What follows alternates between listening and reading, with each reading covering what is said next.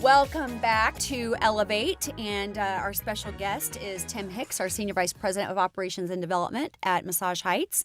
We've just had a really great discussion about what the plans are for the operations department this year, and some of the key indicators and focuses. So speaking of standards, you have a program called Operations Bliss that the operations team put together this last summer or fall. For those franchise partners and team members who are not familiar with Bliss, can you tell us a little bit about what it was or is, and what the goals and objectives were with it, and then kind of what the plan is as it relates to the data, the information that you got going forward? Sure. So the idea behind it was what's happening out in our 150 locations.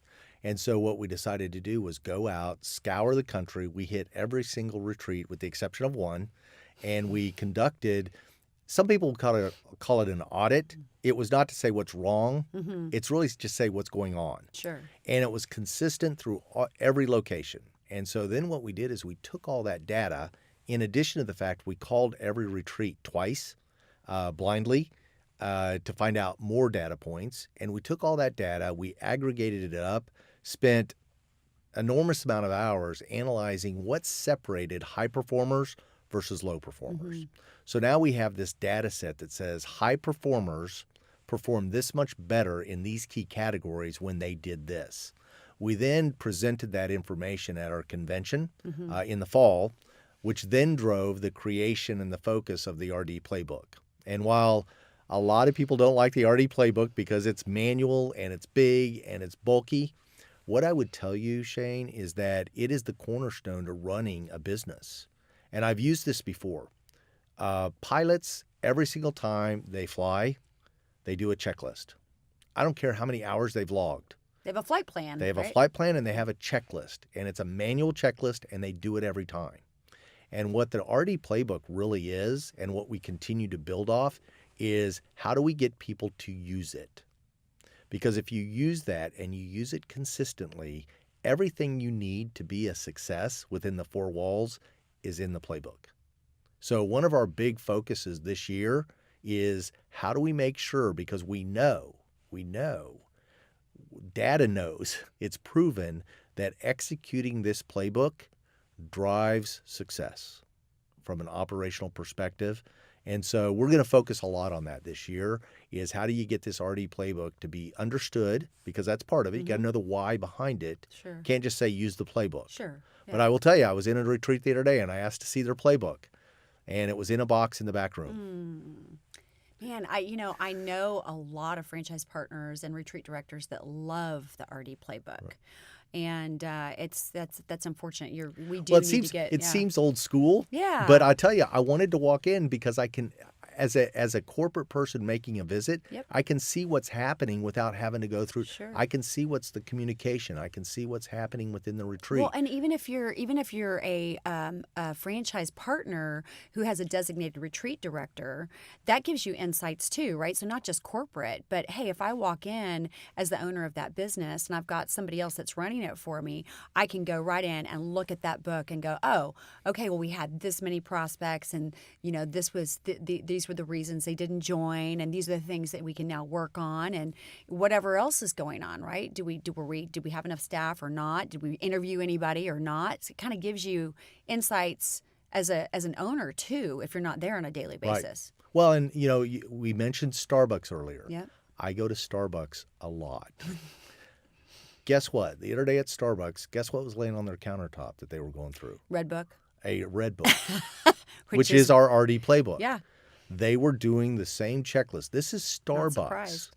Yep. Thousands of locations, could have all the technology they want, but sometimes you stick with what is proven and works. And what you can see. Right. right? Because we can do the RD playbook, I think, digitally, and the Red Book Yes. certainly was available that way. But if it's not right there where anybody can see it, you forget about it, right? Right. Ultimately, is Right. really what I'm getting at. So this keeps everybody kind of on the same page with everything. Well, it's just a consistent tool, Yeah. and I would be proud if I ran a retreat. I would use that as my opportunity to drive my goals, recognize my employees, because even as an RD retreat director, you're not there all the time. But wouldn't Right. it be great to give a shout out to your team member Sure. in the RD playbook, and all of a sudden you start talking about, wow, that's some recognition, and maybe that drives a little bit more retention of your staff, True. which creates a better culture. Yeah. And so I'm just a big believer in the RD playbook. I am a little bit more on the old school front,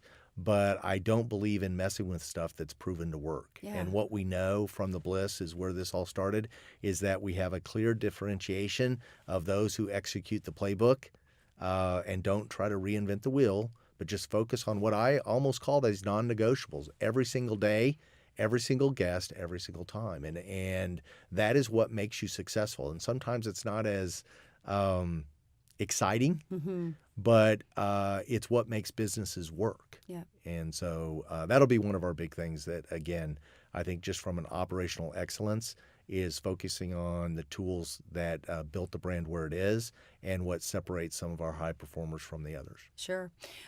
So anything else about Bliss that you want to share as far as kind of what the outcome of that was, or what the plan is next to do with the information? Yeah, I think it probably combines a couple things. One, Operation Bliss gave us data points, gave us a focus, and what I'd say is we don't need to spend much of 2019 chasing a bunch of new things. We need to really zero in on the basics and to make sure we're executing, so that when that prospect does come in and we do make that sell, that experience we are very comfortable is at the highest level, and so that guest comes back. And so I think Bliss is kind of that, what I'd call core part of our business that I'd call operations, and that's what makes companies great, is when they consistently deliver an experience. And I'll go back to the flight, the pilots. While it seems like I've done this 1,000 times, you forget to set those flaps one time, and it turns out to be a bad idea. Bad deal. So as much as it seems routine, sometimes routine is exactly what you need. Yeah, And I think the Bliss data, is, for example, if you have new members and you're not doing your follow-up call the next day, and by the way, we weren't, what kind of guest experience is that? Sure. And back to your grandmother and favorite person, you'd like to know that wow, they cared enough to call me. Yeah. Absolutely. And how was it? I've had people that I know in the San Antonio community actually tell me, and multiple people, that they've had callbacks from our local retreats, and they just thought that was so great, that they were calling to find out how their experience was and to make sure that they were educated if they weren't already a member, if they knew what the membership benefits were and all of that. So I know that we've got locations that are doing it well, and I'm sure we've got lots of opportunities to do it better too. Right. I think without doubt, we have a great system. We got great franchisees.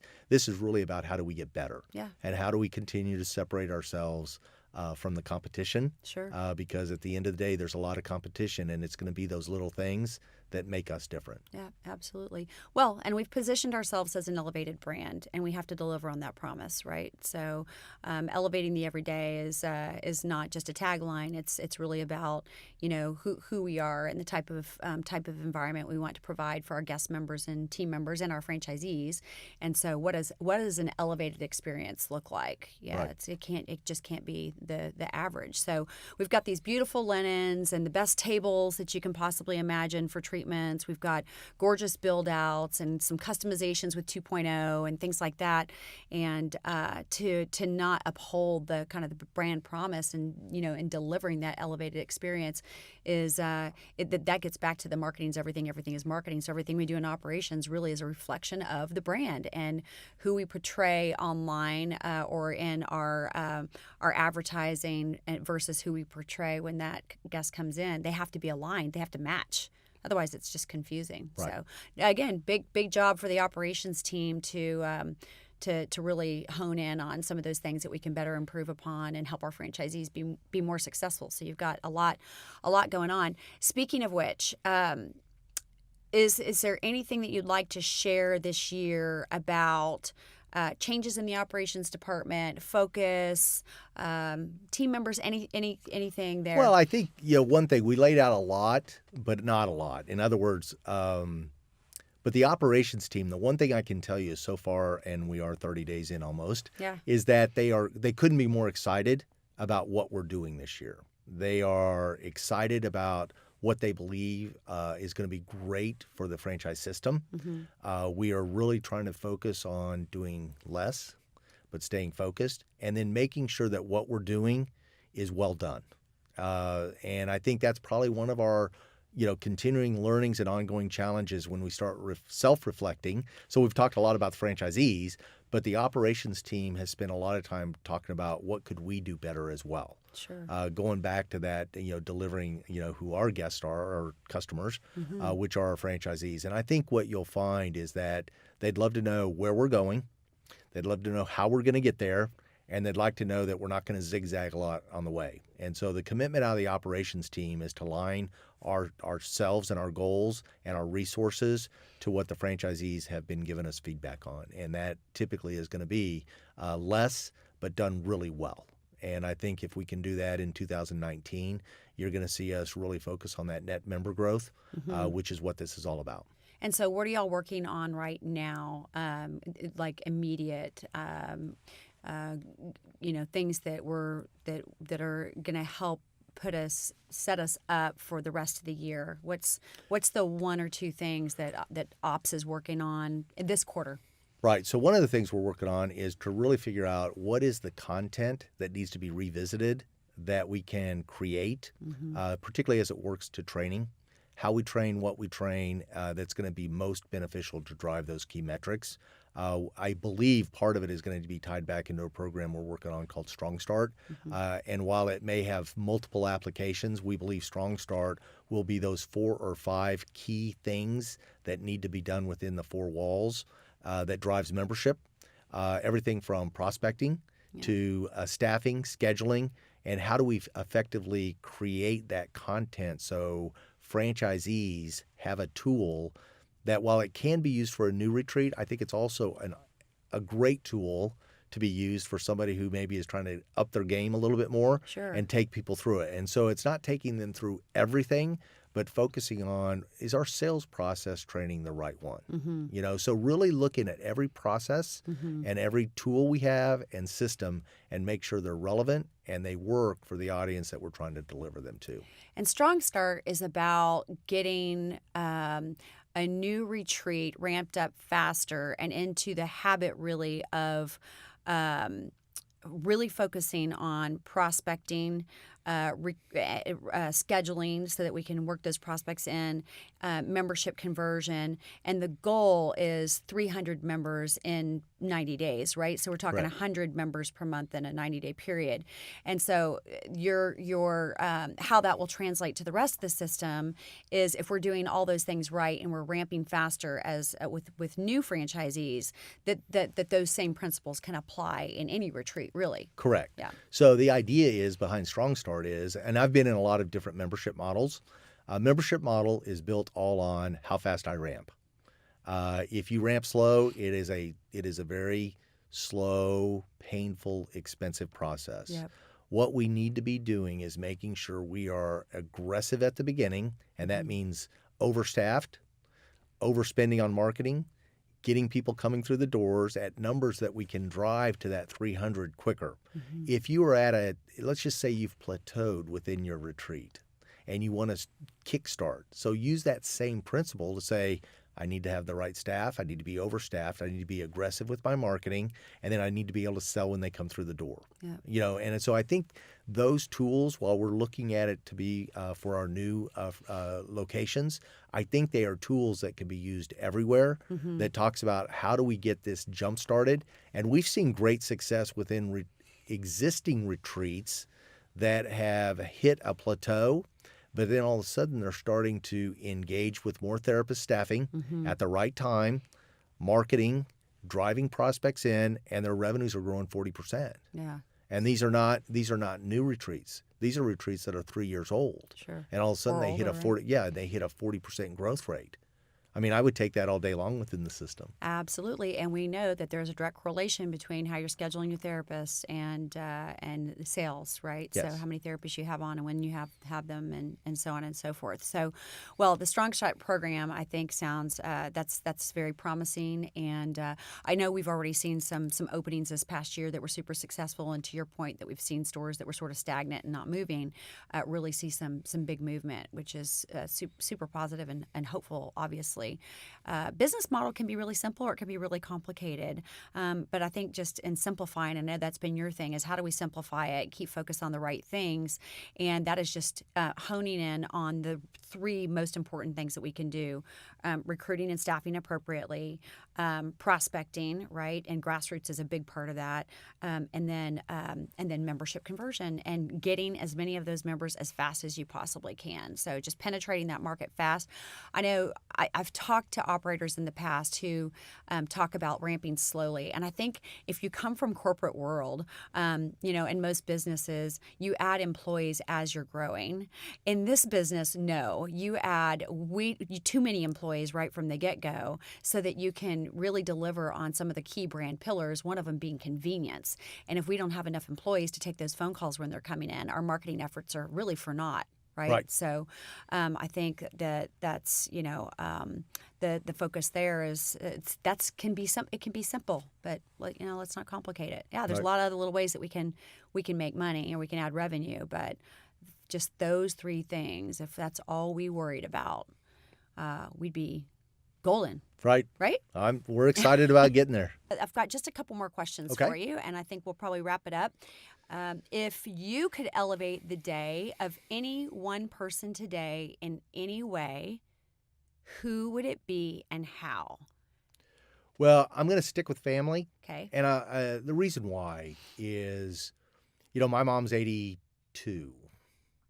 And the one thing she likes, and what you try to do, or what I've realized now, is that when you're a parent, you kind of want to make like you did something well. And so if I could make my mom feel like that she was special. So I'm not kidding you, as little as this seems, every Sunday I call my mom. Now, I can call her more, but she looks forward to the Sunday call. Yeah. And to hear her at the end of that day go, "Thank you for calling me." I mean, my mom shouldn't have to say thank you for calling me, but it's just that time for my mom to have her son call. And I don't know that I could say that there's anything else, that, it makes me feel great. That's awesome. So, I know that you love to collect business books. I believe it's primarily some of the old ones, original ones, the classics. What is your favorite business book? And it doesn't have to be one of the old classic ones, or even share what you're reading today if there's something that you're reading, whatever you'd like to share. Maybe it's if you could tell somebody to read one book, what would it be? Well, so couple things. I collect old business books, and then I collect books that are kind of campy, but they're typically business moral-based books. So if you looked at my favorite, without a doubt, of all time, and I'm probably even most of the franchisees know this, it's The Go-Getter. And it's from 1921, and it's about Bill Peck, and Bill Peck just doesn't stop, and it really talks about taking on challenges. There are a lot of companies today that actually have The Go-Getter as one of their required readings for every new employee that comes on board. So I like that book a lot. And I'd probably say that would be, if I were going to gift a book to anyone, that would be the gifted book, because I think it just, while it's a little campy, it's an easy read, which I think is another benefit. And I think deep down it tells a good story about somebody who says, "I'm not going to take no for an answer. It shall be done." And so it's one of my favorite go-to books, and it literally is only like 60 pages. But I have one of the original ones from 1921. Cool. It is in, by the way, I fully expect one day Tim Hicks is going to rewrite it because it's in public domain. And I think that it could take that same concept, though, and make it relevant today, because it might be a hard read for a younger generation, Mm-hmm. but I think the message is very solid. Great suggestion. What is one thing that you would like to do that you have not done? Maybe a bucket list thing, something that's kind of been on your list of. Well, I recently accomplished one thing, which most people may not know. I got my first tattoo, so that in itself was a shocker to every person that knows me.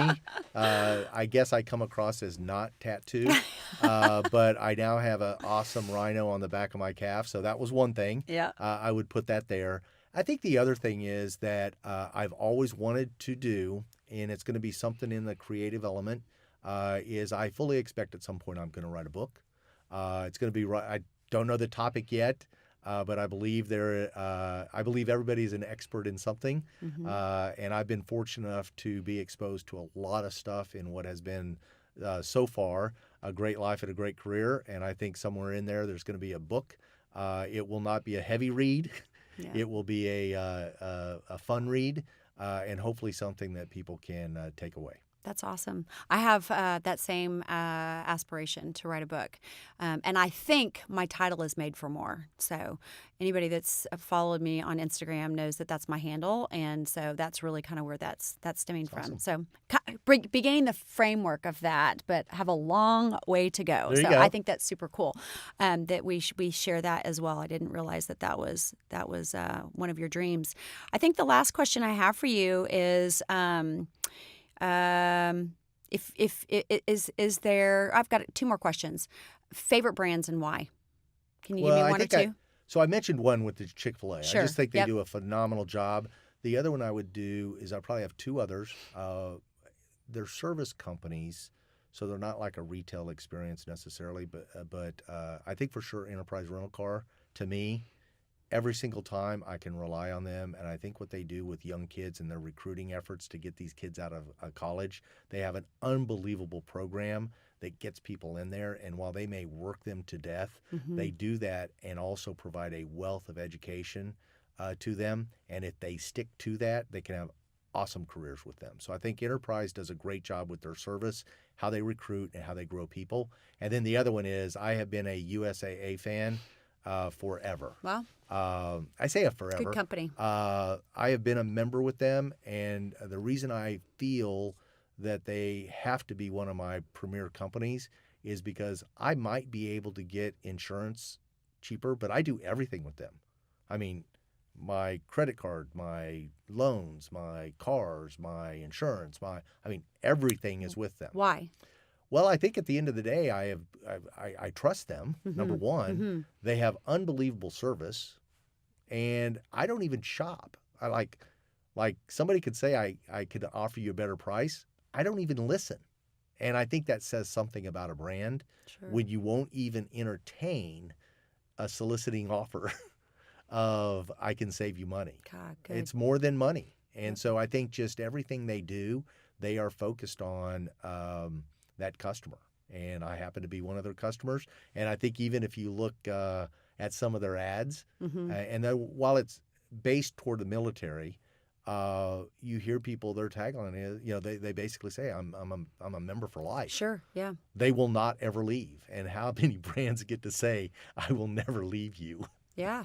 I mean, how awesome would that be? Yes. Well, So- I was going to ask you another question, but I think that's actually one great one to close Yeah. on because it's just right in line with Yeah. what we want to accomplish as a brand ourselves, right? So- Is to create those loyal customers that no matter what don't want to leave you. And it shouldn't be about price. It should be about the relationship, the loyalty, and that all comes from the overall guest experience. So, well, thank you so much. I appreciate your time today. I know our my franchise pleasure. family will as well. Now that you've heard from us, we would love to hear from you. We'd love your ideas on any guests that you would like to hear from. So please send us an email at communications@massageheights.com. Also, if you'll like, share, and subscribe to our YouTube channel. And as always, elevate the everyday.